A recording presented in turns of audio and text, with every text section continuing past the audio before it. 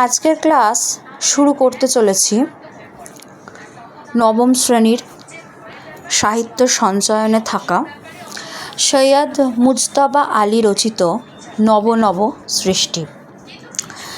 নব নব সৃষ্টি সংস্কৃত ভাষা। আচ্ছা, প্রথমেই তোমাদের বলি, দেখো এখানে একটা ছবি আছে, নব নব সৃষ্টি, এই যে তোমাদের পাঠ্যাংশ, এখানে একটা ছবি আছে। এখানে দেখো বিভিন্ন ভাষার নাম আছে। টোটাল দেখো কটা ভাষা আছে, 8টা আছে। গুণে দেখো, এই দেখো আমি তোমাদের বলে দিচ্ছি, সংস্কৃত, গ্রিক, আবেস্তা, হিব্রু 4টে, আরবি, ফার্সি, ফরাসি, পর্তুগিজ 8টা। ঠিক আছে, এবার চলে আসছি তোমাদের মূল পাঠ্যাংশে। এই পাঠ্যাংশ সম্পূর্ণ ভাষার উপর ভিত্তি করে লেখা হয়েছে। সংস্কৃত ভাষা আত্মনির্ভরশীল। সংস্কৃত ভাষা হিন্দি ভাষা, বাংলা ভাষা, ইংরাজি ভাষা, আরবি, ফার্সি ভাষার কোথায় কোথায় প্রয়োগ ঘটেছে সেই সব সম্পর্কে, এই সমস্ত বিষয় সম্পর্কে সৈয়দ মুজতবা আলী নব নব সৃষ্টি রচনাটি রচনা করেছেন। সংস্কৃত ভাষা হলো আত্মনির্ভরশীল। তাহলে কোন ভাষা আত্মনির্ভরশীল? প্রথমেই প্রশ্ন আসবে, কোন ভাষা আত্মনির্ভরশীল? উত্তর হবে সংস্কৃত ভাষা হলো আত্মনির্ভরশীল। কোনো নূতন চিন্তা, অনুভূতি কিংবা বস্তুর জন্য নবীন শব্দের প্রয়োজন হলে সংস্কৃত ধার করার কথা না ভেবে আপন ভাণ্ডারে অনুসন্ধান করে এমন কোনো ধাতু বা শব্দ সেখানে আছে কি না যার সামান্য অদল বদল করে কিংবা পুরনো ধাতু দিয়ে নবীন শব্দটি নির্মাণ করা যায় কি না। তার মানে কি, সংস্কৃত ভাষা হলো আত্মনির্ভরশীল ভাষা।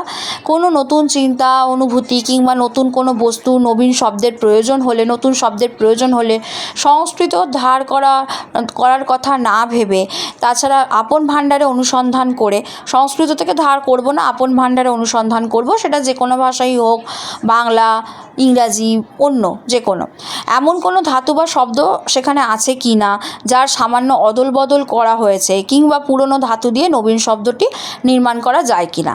যার অর্থ অবশ্য এই নয় যে সংস্কৃত কোশমিনকালেও বিদেশি কোনো শব্দ গ্রহণ করেনি। এমন কোনো অর্থ নয় যে এই জন্য আমরা ধার করব না, যে সংস্কৃত তো কোশমিনকালে মানে আগে কোনো দিনই বিদেশি কোনো শব্দ গ্রহণ করেনি, তা নয়। নিয়েছে, কিন্তু তার প্রমাণ এতই মুষ্টিমেয়, খুবই কম, গুটি কয়েক, যে সংস্কৃতকে স্বয়ংসম্পূর্ণ ভাষা বলতে কারো কোনো আপত্তি থাকার কথা নয়। অর্থাৎ সংস্কৃত শব্দ কিন্তু আত্মনির্ভরশীল ভাষা, কোথা থেকে কিন্তু ধার নেওয়া ভাষা নয়। ঠিক আছে, প্রাচীন যুগের সব ভাষাই তাই। হিব্রু, গ্রিক, আবেস্তা এবং ঈষৎ পরবর্তী যুগের আরবিও আত্মনির্ভরশীল এবং অধিকাংশ ক্ষেত্রেই ছিল স্বয়ংসম্পূর্ণ। বর্তমান যুগের ইংরাজি ও বাংলা আত্মনির্ভরশীল নয়। তাহলে আত্মনির্ভরশীল ভাষা নয় কোনগুলো? বাংলা আর ইংরাজি। আমরা প্রয়োজন মতো এবং অপ্রয়োজনেও কিন্তু ভিন্ন ভিন্ন ভাষা থেকে শব্দ নিয়েছি এবং নিচ্ছিও। পাঠান মোঘল যুগে আইন আদালত, খাজনা খারিজ নূতন রূপে দেখা দিল বলে আমরা আরবি ও ফার্সি থেকে প্রচুর শব্দ গ্রহণ করেছি। এই আইন আদালত, খাজনা খারিজ এগুলো থেকে দেখা দিল বলে আমরা কিন্তু আরবি ফার্সি ভাষা থেকে প্রচুর শব্দ, আরবি শব্দ, ফার্সি শব্দ নিয়েছি, গ্রহণ করেছি। পরবর্তী যুগে ইংরাজি থেকে, ইংরাজির মারফতে অন্যান্য ভাষা থেকে নিয়েছি এবং নিচ্ছিও। বিদেশি শব্দ নেওয়া ভালো না মন্দ সেই প্রশ্ন অবান্তর। বিদেশি শব্দ নেওয়া ভালো কি মন্দ সেই প্রশ্ন অবান্তর। নিয়েছি এবং এখনও সজ্ঞানে আপন খুশিতে নিচ্ছি এবং শিক্ষার মাধ্যম রূপে ইংরাজিকে বর্জন করে বাংলা নেওয়ার পর যে আরও প্রচুর ইউরোপীয় শব্দ আমাদের ভাষায় ঢুকবে সেই সম্বন্ধে কারো কোনো সন্দেহ নেই। আলু, কপি আজ রান্নাঘর থেকে তাড়ানো মুশকিল, আলু কপি আজ রান্নাঘর থেকে তাড়ানো মুশকিল হয়ে পড়েছে কেন, এই প্রশ্নটা কিন্তু তোমাদের আসে। আলু কপি, আর একটা কথা বলি, মাদ্রাসা সার্ভিস কমিশনে কিন্তু রিসেন্টলি যে মাদ্রাসা সার্ভিস কমিশন হলো পরীক্ষা, যার রেজাল্ট এখন আউট হয়নি, সেখানে কিন্তু এই নব সৃষ্টি থেকে একটা প্রশ্ন এসেছিল। তাই খুঁটিয়ে কিন্তু টেক্সট তোমাদের পড়ে বুঝতে হবে। দশম শ্রেণীর ছাত্রছাত্রীদের উদ্দেশ্যে বলছি, তোমরা কিন্তু শর্ট প্রশ্নের দিকে বেশি নজর রাখবে। এমসিকিউ আর শর্ট প্রশ্ন, এখানেই কিন্তু তোমাদের নম্বর উঠে আসবে। আলু কপি আজ রান্নাঘর থেকে তাড়ানো মুশকিল, বিলিতি ওষুধ প্রায় সকলেই খান, ভবিষ্যতে আরও নতুন নতুন ওষুধ খাবেন বলেই মনে হয়। এই দুই বিদেশি বস্তুর ন্যায় আমাদের ভাষাতেও বিদেশি শব্দ থেকে যাবে, নূতন আমদানিও বন্ধ করা যাবে না। পৃথিবীতে কোনো জিনিসই সম্পূর্ণ অসম্ভব নয়, অন্তত চেষ্টা করাটা অসম্ভব নাও হতে পারে। হিন্দি উপস্থিত সেই চেষ্টাটা করছেন। বহু সাহিত্যিক উঠে পড়ে লেগেছেন হিন্দি থেকে আরবি, ফার্সি এবং ইংরাজি শব্দ তাড়িয়ে দেবার জন্য। চেষ্টাটার ফল আমি হয়তো দেখে যেতে পারবো না, আমার তরুণ পাঠকেরা নিশ্চয়ই দেখে যাবেন। ফল যদি ভালো হয় তখন তারা না হয় চেষ্টা করে দেখবেন। বলা বাহুল্য, রবীন্দ্রনাথ স্বচ্ছন্দে লিখেছেন, আব্রু দিয়ে, ইজ্জত দিয়ে, ইমান দিয়ে, বুকের রক্ত দিয়ে। তাহলে রবীন্দ্রনাথ কী লিখেছেন? রবীন্দ্রনাথ লিখেছেন আব্রু দিয়ে, ইজ্জত দিয়ে, ইমান দিয়ে, বুকের রক্ত দিয়ে। এটি কার উক্তি যদি আসে প্রশ্ন? উত্তর হবে রবীন্দ্রনাথ ঠাকুর। নজরুল ইসলাম ইনকলাব নয় এবং শহীদ বা শব্দ বাংলায় ঢুকিয়ে গিয়েছেন। শহীদ শব্দটা বাংলায় কে ঢুকিয়েছে? নজরুল। বিদ্যাসাগর সাধু রচনায় বিদেশি শব্দ ব্যবহার করতেন না, উনি সাধু ভাষায় ছিলেন। তো সাধু ভাষায় উনি তার সাহিত্যকর্ম যত আছে তার সাধু ভাষা, অর্থাৎ সাধু ভাষায় তিনি লিখতেন, সেখানে তিনি বিদেশি শব্দ ব্যবহার করতেন না। বেনামিতে লেখা অসাধু রচনায় চুটিয়ে আরবি ফার্সি ব্যবহার করেছেন। বেনামিতে লেখা অসাধু রচনায়, তিনি নাম নেই সেখানে, বেনামিতে লেখা, সেখানে আরবি ফার্সি ব্যবহার করেছেন চুটিয়ে। আর অতিশয় নিষ্ঠাবান ব্রাহ্মণ পণ্ডিত হরপ্রসাদ আরবি ফার্সি শব্দের বিরুদ্ধে জিহাদ ঘোষণা করা আহাম্মুখী বলে মনে করতেন। তাহলে নিষ্ঠাবান ব্রাহ্মণ কে ছিলেন? পণ্ডিত হরপ্রসাদ শাস্ত্রী। তিনি আবার আরবি ফার্সি শব্দের প্রয়োগকে তিনি কিন্তু আহাম্মুখী বলে মনে করতেন। আরবি ফার্সি শব্দের বিরুদ্ধে, প্রয়োগকে না, তার বিরুদ্ধে, শব্দগুলোর বিরুদ্ধে, যারা আরবি ফার্সিকে যারা নিচ্ছে না, ঠিক আছে, তার বিরুদ্ধে যে কথা মানে জিহাদ ঘোষণা করেছে যে আরবি ফার্সি গ্রহণ করব না, সেই আরবি ফার্সি শব্দের বিরুদ্ধে জিহাদ অর্থে এখানে হলো বিদ্রোহ ঘোষণা। জিহাদ ঘোষণা করাকে উনি আহাম্মুখী বলে মনে করেছেন। আলাল ও হুতমের ভাষা বিশেষ উদ্দেশ্যে নির্মিত হয়েছিল। আলাল আর হুতমের ভাষা, আলালের ঘরের দুলাল আর হুতম প্যাঁচার নকশা, এই দুটোর কথা এখানে বলা হয়েছে। আলাল ও হুতমের ভাষা বিশেষ উদ্দেশ্যে নির্মিত হয়েছিল। সাধারণ বাংলা এ স্রোতে গা ঢেলে দেবে না বলে তার উল্লেখ এ স্থলে নিষ্প্রয়োজন। এবং হিন্দির বঙ্কিম কাকে বলা হয়? প্রেমচন্দ্রকে। হিন্দির বঙ্কিম স্বয়ং প্রেমচন্দ্র হিন্দিতে বিস্তর আরবি ফার্সি ব্যবহার করেছেন। যদি বলা হয় যে হিন্দিতে আরবি ফার্সি শব্দের ব্যবহার কে করেছেন, তখন বলতে হবে প্রেমচন্দ্র। ঠিক আছে? এ স্থলে আরেকটি কথা বলে রাখা ভালো, রচনার ভাষা তার বিষয়বস্তুর উপর নির্ভর করে। শঙ্কর দর্শনের আলোচনার ভাষা সংস্কৃত শব্দবহুল হবেই। পক্ষান্তরে মোগলাই রেস্তোরাঁর বর্ণনাতে ভাষা অনেকখানি হুতম ঘেঁষা হয়ে যেতে বাধ্য। বসুমতীর সম্পাদকীয় রচনার ভাষা এক, তাতে আছে গাম্ভীর্য। বসুমতী পত্রিকার সম্পাদকীয় যে রচনা, সেখানের ভাষা সেখানে এক গাম্ভীর্য আছে। বাঁকা চোখের ভাষা ভিন্ন, তাতে থাকে চটুলতা। বাংলায় যেসব বিদেশি শব্দ ঢুকেছে তার ভিতরে আরবি, ফার্সি এবং ইংরাজি প্রধান। সংস্কৃত শব্দ বিদেশি নয় এবং পর্তুগিজ, ফরাসি, স্প্যানিশ শব্দ এতই কম যে সেগুলো নিয়ে অত্যধিক দুশ্চিন্তা করার কোনো কারণ নেই। বাংলা ভিন্ন অন্য যে কোনো ভাষার চর্চা আমরা করি না কেন, বলছে দেখো বাংলা ভাষা ছাড়া অন্য যে কোনো ভাষার চর্চা আমরা করতেই পারি, কিন্তু করি না কেন সে ভাষার শব্দ বাংলায় ঢুকবেই। মানে অন্য যে কোনো ভাষা আমরা চর্চা করলেও সেটা কিন্তু বাংলাতেই ঢুকবে। আমরা বাংলায় যখন কথা বলি ইংরেজি শব্দ বাদ দিয়ে কি কথা বলি, তা নয়। সেখানে কয়েকটা কিন্তু ইংরেজি ভাষার মধ্যে, ইংরেজি শব্দের মধ্যে তো আরবি ফার্সি ব্যবহার করি আমরা। যেমন কাগজ হচ্ছে ধরো, কলম হচ্ছে ধরো, এগুলো তো আমাদের আরবি ফার্সি ভাষা। আরবি ভাষার মধ্যে কাগজ পড়ছে, তাহলে তো আমরা ব্যবহার করছি।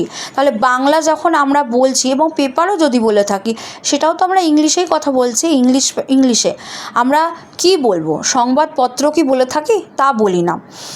সংস্কৃত চর্চা এদেশে ছিল বলে সংবাদপত্র আমরা কিন্তু ইউজুয়াল ব্যবহার করি না, মানে সচরাচর ব্যবহার করি না। অ্যাজ ইউজুয়াল কিন্তু আমরা ব্যবহার করি না, প্রত্যেক দিনে আমরা কাগজ বা পেপারই বলে থাকি। সংস্কৃত চর্চা এদেশে ছিল বলে বিস্তর সংস্কৃত শব্দ বাংলায় ঢুকেছে, এখনও আছে বলে অল্প বিস্তর ঢুকেছে। এখনও সংস্কৃত চর্চা আছে, সেই জন্য বাংলাতে আমরা কিন্তু সংস্কৃত শব্দ ব্যবহার করে থাকি। এখনও আছে বলে অল্প বিস্তর ঢুকছে, যতদিন থাকবে ততদিন আরও ঢুকবে বলে আশা করতে পারি। স্কুল কলেজ থেকে যে আমরা সংস্কৃত চর্চা উঠিয়ে দিতে চাই না, তার অন্যতম প্রধান কারণ হলো বাংলাতে এখনও আমাদের বহু সংস্কৃত শব্দের প্রয়োজন। কেন আমরা পাঠ্যক্রম থেকে আমরা সংস্কৃত তুলে দিতে চাইছি না, কারণ আমরা তো বাংলাতেও সংস্কৃত শব্দ ব্যবহার করছি। পাঠ্যক্রম থেকে তুলে দেওয়া মানে সংস্কৃত শব্দকে লুপ্ত করে দেওয়া, তাই তো? তা বহু সংস্কৃত শব্দের এমনিতেও আমাদের বাংলায় প্রয়োজন আছে। সংস্কৃত তো আদি শব্দ, তো সংস্কৃত থেকে আগত হচ্ছে যে শব্দগুলো, সেইখানে তো আমাদের বাংলায় সংস্কৃত শব্দের প্রয়োজন, সেই জন্যই আমরা তুলতে চাই না। সংস্কৃত চর্চা যদি উঠিয়ে দেওয়া হয় বা সংস্কৃত চর্চা উঠিয়ে দিলে আমরা অন্যতম প্রধান খাদ্য থেকে বঞ্চিত হব। যদি প্রশ্ন আসে আমরা অন্যতম প্রধান খাদ্য থেকে বঞ্চিত হব কেন, তখন উত্তর হবে সংস্কৃত চর্চা উঠিয়ে দিলে। যদি এখানে অপশানে থাকে সংস্কৃত চর্চা উঠিয়ে দিলে, বাংলা চর্চা উঠিয়ে দিলে, ইংরাজি চর্চা উঠিয়ে দিলে, কোনোটিই নয়, উত্তর হবে সংস্কৃত চর্চা উঠিয়ে দিলে। পরের অংশে দেখো, ইংরাজির বেলাতেও তাই। বিশেষ করে দর্শন, নন্দনশাস্ত্র, পদার্থবিদ্যা, রসায়নবিদ্যা ইত্যাদি জ্ঞান এবং ততোধিক প্রয়োজনীয় বিজ্ঞানের শব্দ আমরা চাই। রেলের ইঞ্জিন কি করে চালাতে হয় সেই সম্বন্ধে বাংলাতে কোনো বই আছে বলে জানি নে, তাই এসব টেকনিক্যাল শব্দের প্রয়োজন যে আরও কত বেশি। দেখো উনি যখন লিখছেন তখনও টেকনিক্যাল শব্দটা ব্যবহার করলেন, ওটাও তো একটা ইংরাজি শব্দ। তাহলে বাংলা গদ্যেও তো ইংরাজি শব্দ ব্যবহার করা হচ্ছে। দেখো পদে পদে প্রমাণ কিন্তু পাওয়া যাচ্ছে। টেকনিক্যাল শব্দের প্রয়োজন যে আরও কত বেশি সেই সম্বন্ধে কোনো সুস্পষ্ট ধারণা এখনও আমাদের মনের মধ্যে নেই। সুতরাং ইংরাজি চর্চা বন্ধ করার সময় এখনও কিন্তু আসেনি। একমাত্র আরবি ফার্সি শব্দের বেলা অনায়াসে বলা যেতে পারে যে এই দুই ভাষা থেকে ব্যাপকভাবে আর নূতন ভাষা বাংলাতে ঢুকবে না। পশ্চিম বাংলাতে আরবি ফার্সি চর্চা যাবো করছে। কোথায় আরবি ফার্সি চর্চা যাবো করছে? পশ্চিম বাংলাতে। পূর্ব বাংলায় এইসব ভাষার প্রতি তরুণ সম্প্রদায়ের কৌতূহল অতিশয় ক্ষীণ বলে তার আয়ু দীর্ঘ হবে বলে মনে হয় না। এবং শেষ কথা, আরব-ইরানে অদূর ভবিষ্যতে যে হঠাৎ কোনো অভূতপূর্ব জ্ঞান বিজ্ঞানের চর্চা আরম্ভ হয়ে বাংলাকে প্রভাবিত করবে তার সম্ভাবনাও নেই। কিন্তু যেসব আরবি ফার্সি শব্দ বাংলাতে ঢুকে গিয়েছে তার অনেকগুলো যে আমাদের ভাষাতে আরও বহুকাল ধরে চালু থাকবে সে বিষয়ে কোনো সন্দেহ নেই। দেখো বলছেন এখানে, কি বলছেন উনি বলছেন যে আরবি ফার্সি শব্দ বাংলাতে ঢুকে গেছে এবং অনেকগুলো যে আমাদের ভাষাতে আরও বহুকাল ধরে চালু থাকবে আরবি ফার্সি শব্দ, সেই বিষয়ে কোনো সন্দেহ নেই। এবং দ্বিতীয়ত কোনো লেখক নূতন বিদেশি শব্দের সন্ধান বর্জন করে পুরনো বাংলার চণ্ডী থেকে আরম্ভ করে হুতম পর্যন্ত অপ্রচলিত আরবি ফার্সি শব্দ তুলে দিয়ে সেগুলো কাজে লাগাবার চেষ্টা করবে। কারা করবে? পুরনো বাংলার কিছু কোনো লেখক আছেন যারা নূতন বিদেশি শব্দের সন্ধান আর করবেনই না, সেটা সন্ধান করা ছেড়ে দিয়ে ওরা কী করবেন, ওনারা চণ্ডীর থেকে আরম্ভ করে হুতম পর্যন্ত অপ্রচলিত যে মানে চণ্ডী থেকে আরম্ভ করে হুতম পর্যন্ত মানে প্রথম থেকে প্রথম থেকে শুরু করে শেষ পর্যন্ত অপ্রচলিত যেগুলো প্রচলিত নয় সেই আরবি ফার্সি শব্দ তুলে দিয়ে সেগুলো কাজে লাগাবার চেষ্টা করবেন, ঠিক আছে? আর শব্দ তুলে দিয়ে সেগুলো কাজে লাগাবার চেষ্টা করবেন। কিছুদিন পূর্বেও কী হয়েছে, এই এক্সপেরিমেন্ট করা অতিশয় কঠিন ছিল, কিন্তু অধুনা বিশ্ববিদ্যালয়ের কল্যাণে অনেক ছাত্রছাত্রীকে বাধ্য হয়ে কিন্তু পুরনো বাংলা পড়তে হয়। তারা এই সব শব্দের অনেকগুলো অনায়াসে বুঝতে পারবে বলে অচলিত অনেক আরবি ফার্সি শব্দ নূতন মেয়াদ পাবে। অচলিত যেগুলো ব্যবহার করা হয় না সেগুলোকে আবার নতুনভাবে সংযোজন করা হচ্ছে, সেই কথাই বলা হয়েছে। এই পরিস্থিতির সামনে জীবনমৃত এমন শব্দের একটা নূতন খতেন নিলে ভালো হয়। কী খতেন? নূতন একটা খতেন, কিছু একটা এমন একটা জীবনমৃত একটা অবস্থা যে এই পরিস্থিতি একটা জীবনমৃত এসব শব্দ মানে মারা যাচ্ছে, মানে লুপ্ত হয়ে যাচ্ছে, আবার জীবিত আছে, একটা নতুন কিছু সিদ্ধান্ত নিলে ভালো হয়। কি না, ভারতীয় মক্তব মাদ্রাসায় যদিও প্রচুর পরিমাণে আরবি ভাষা পড়ানো হয়েছিল, মক্তব মাদ্রাসাতেই কিন্তু আরবি ভাষা পড়ানো হয়, তবু কার্যত দেখা গেল যে ভারতীয় আর্যগণ ইরানি আর্য সাহিত্য অর্থাৎ ফার্সির সৌন্দর্যে অভিভূত হলেন বেশি। ওনারা আরবির থেকে ফার্সিকে বেশি গ্রহণ করলেন। উর্দু সাহিত্যের মূল সুর তাই ফার্সির সঙ্গে বাঁধা। এই প্রশ্নটা কিন্তু এসেছিল মাদ্রাসা সার্ভিস কমিশনে। কি এসেছিল? উর্দু সাহিত্যের মূল সুর কোন ভাষার সাথে বাঁধা? ফার্সির সাথে কিন্তু বাঁধা, আরবির সঙ্গে কিন্তু নয়। হিন্দি গদ্যের উপরেও বাইরের যে প্রভাব পড়েছে সেটা ফার্সি, আরবি নয়। একদা ইরানে যেরকম আর্য ইরানি ভাষা ও সেমিতি আরবি ভাষার সংঘর্ষে ইরানে আর্য ইরানি ভাষা আর সেমিতি বলে একটা ভাষা আছে, সেমিতি আরবি ভাষা, আরবির একটা ভাগ সেমিতি আরবি ভাষা, সেটা সংঘর্ষে নবীন ফার্সি ভাষার জন্ম হয়েছিল। তো ভারতবর্ষের সেই সংঘর্ষের ফলে সিন্ধি, উর্দু ও কাশ্মীরি সাহিত্যের সৃষ্টি হয়েছিল। কী হয়েছিল? ভারতবর্ষের সেই সংঘর্ষের ফলে সিন্ধি, উর্দু আর কাশ্মীরি সাহিত্যের সৃষ্টি হয়েছিল। কিন্তু আরবির এই সংঘর্ষ ফার্সির মাধ্যমে ঘটেছিল বলে কিংবা অন্য যে কোনো কারণেই হোক ভারতবর্ষীয় এ তিন ভাষা ফার্সির মতো নব সৃষ্টি দিয়ে ঐতিহ্যশালী সাহিত্য সৃষ্টি করতে পারল না। উর্দুতে কবি ইকবালই এ তত্ত্ব সম্যক হৃদয়ঙ্গম করেছিলেন ও নূতন সৃষ্টির চেষ্টা করে উর্দুকে ফার্সির অনুকরণ থেকে কিঞ্চিৎ নিষ্কৃতি দিতে সক্ষম হয়েছিলেন। ঠিক আছে, মানে উর্দুকে ফার্সির অনুকরণ বলতে নকল করা থেকে নিষ্কৃতি দিতে সক্ষম হয়েছিলেন। বাঙালির সর্বশ্রেষ্ঠ সাহিত্য কীর্তি তার পদাবলী কীর্তনে। এটাও কিন্তু আসে প্রশ্ন, দশম শ্রেণীর ছাত্রছাত্রী কেন, স্কুল সার্ভিস কমিশনের পরীক্ষায় যারা বসবে তাদের ক্ষেত্রেও আমি বলছি, এমসিকিউয়ে কিন্তু তোমাদের এই প্রশ্ন আসে যে বাঙালির সর্বশ্রেষ্ঠ সাহিত্য সৃষ্টি কিসে? পদাবলী কীর্তনে, শুধু কীর্তনে, বৈষ্ণব সাহিত্যে, না কোনোটিই নয়? উত্তর হবে পদাবলী কীর্তনে। 1 নম্বরের প্রশ্নও কিন্তু তোমাদের আসতে পারে যে বাঙালির সর্বশ্রেষ্ঠ সাহিত্য সৃষ্টি তার কিসে? তখন উত্তর হবে পদাবলী কীর্তনে। এ সাহিত্যের প্রাণ এবং দেহ উভয়ই খাঁটি বাঙালি। পদাবলী কীর্তনে পদাবলী কীর্তনে আচ্ছা, এই সাহিত্যে শুধু যে মহাভারতে শ্রীকৃষ্ণ বাংলায় খাঁটি কানুরূপ ধারণ করেছেন তাই নয়, শ্রীমতী শ্রীরাধাও যে একেবারে খাঁটি বাঙালি মেয়ে সে বিষয়ে কোনো সন্দেহ নেই। ভাটিয়ালির নায়িকা, বাউলের ভক্ত, মুর্শিদিয়ার আশিক ও পদাবলী শ্রীরাধা একই চরিত্র একই রূপে প্রকাশ পেয়েছেন। বুঝতে পেরেছ? এখানে কৃষ্ণের কথা বলা হয়েছে, শ্রীমতী রাধাকে কিন্তু খাঁটি বাঙালি মেয়ে বলা হচ্ছে। ভাটিয়ালির নায়িকা, বাউলের ভক্ত, মুর্শিদিয়ার আশিক ও পদাবলীর যে শ্রীরাধা একই চরিত্র একই রূপে প্রকাশ পেয়েছে। বাঙালির চরিত্রে বিদ্রোহ বিদ্যমান। তার অর্থ এই যে কী রাজনীতি, কী ধর্ম, কী সাহিত্য, যখনই যেখানে সে সত্য শিব সুন্দরের সন্ধান পেয়েছে তখনই সেটা গ্রহণ করতে চেয়েছে এবং তখন কেউ গতানুগতিক পন্থা প্রাচীন ঐতিহ্যর দোহাই দিয়ে সেই প্রচেষ্টায় বাধা দিতে গেলে তার বিরুদ্ধে কিন্তু বিদ্রোহ করেছে। কেন না, গতানুগতিক যে পন্থাটা ছিল বা প্রাচীন যে ঐতিহ্য, সেখানে কেউ যদি বাধা দিতে যায় তখন তো বিদ্রোহ হবেই। এবং তার চেয়েও বড় কথা, যখন সেই বিদ্রোহ উচ্ছৃঙ্খলতায় পরিণত হতে চেয়েছে তখন তার বিরুদ্ধে আবার বিদ্রোহ করেছে। যখন উচ্ছৃঙ্খল একটা পরিস্থিতির সৃষ্টি হয়েছিল তখন আবার বিদ্রোহ ঘোষিত হয়েছিল। এই বিদ্রোহ বাঙালি হিন্দুর ভিতরই সীমাবদ্ধ নয়, বাঙালি মুসলমানও এই কর্মে পরম তৎপর। ধর্ম বদলালেই জাতির চরিত্র বদলায় না, এইটা কিন্তু তোমাদের আসে।